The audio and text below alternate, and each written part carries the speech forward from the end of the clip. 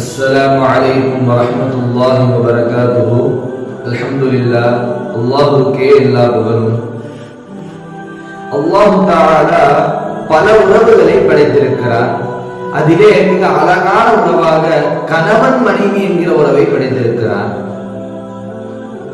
இன்றைய காலகட்டத்திலே மனைவிமார்கள் கணவர்களை புரிந்து கொள்வது கிடையாது. எதற்கெடுத்தாலும் பிரச்சனைகளும் சண்டை சச்சரவுகளும் ஏற்பட்டுக் கொண்டிருக்கிறது. ரசூலுல்லாஹி ஸல்லல்லாஹு அலைஹி வஸல்லம் அவர்கள் சொன்னார்கள், ஹதீஸிலே வருகிறது, இம்ராத்துன் பாத்தத் ஜௌஜஹா வ அலைஹா சாஹிதுன்.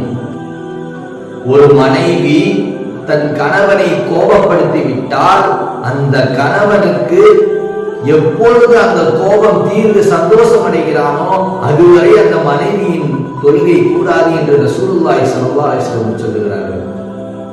எந்த அளவுக்கு என்று சொன்னால், அந்த மனைவியினுடைய தொழுகை தன் காதிற்கு மேல் செல்லாது என்று ரசூலுல்லாஹி ஸல்லல்லாஹு அலைஹி வஸல்லம் சொல்லுகிறார்கள். எந்த ஒரு முஃமினான ஆணும் எந்த ஒரு முஃமினான பெண்ணும் தன் வெறுப்பின் காரணமாக பிரிந்து விட வேண்டாம் என்று நாயகம் ரசூலுல்லாஹி ஸல்லல்லாஹு அலைஹி வஸல்லம் சொல்லி இருக்கிறார்கள். ஒரு கணவன் தன் மனைவியிடத்தில் ஒரு குணத்தை கொண்டு வெறுப்படைந்தால் மற்றொரு குணத்தை கொண்டு சந்தோஷம் அடையட்டும் என்று முஹம்மது நபி ஸல்லல்லாஹு அலைஹி வஸல்லம் சொல்லி இருக்கிறார்கள்.